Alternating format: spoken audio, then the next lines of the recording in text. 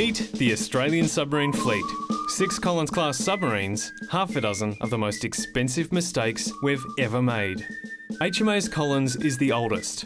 At its official launch in 1993, its combat systems were missing, and parts of its hull were made of wood painted black to create the illusion that it was finished. The full set of 6 was delivered by the year 2000 at a cost of $5 billion, but the subs came with a wide range of faults. Obsolete combat systems, periscopes that couldn't be raised without causing severe vibrations, and torpedoes that didn't fit their tubes. On top of that, they were noisy, not exactly desirable in a stealth weapon.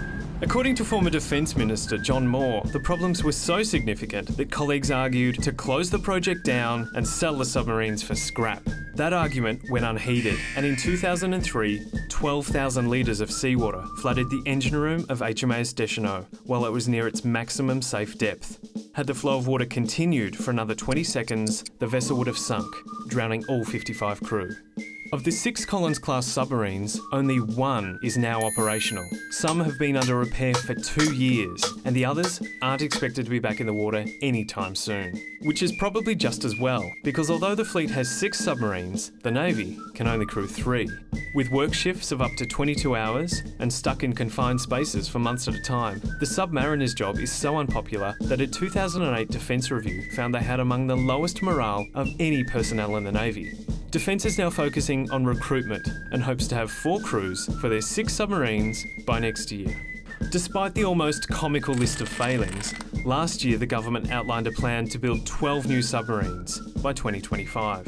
Apparently, they'll be the biggest and most complex conventional submarines on the planet, and their construction in Adelaide will be the most expensive government project in Australia's history.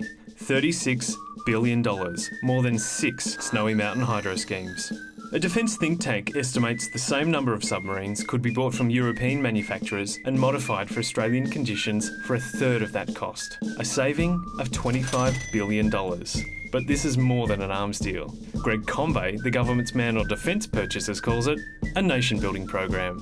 The government claims we need 12 submarines to deter and defeat attacks on Australia. At the moment, we have 1 operational, and it's managing to keep the country safe. The Australian submarine fleet, a crippled class, a shortage of crew, sunken morale, yet still able to navigate the deepest pockets.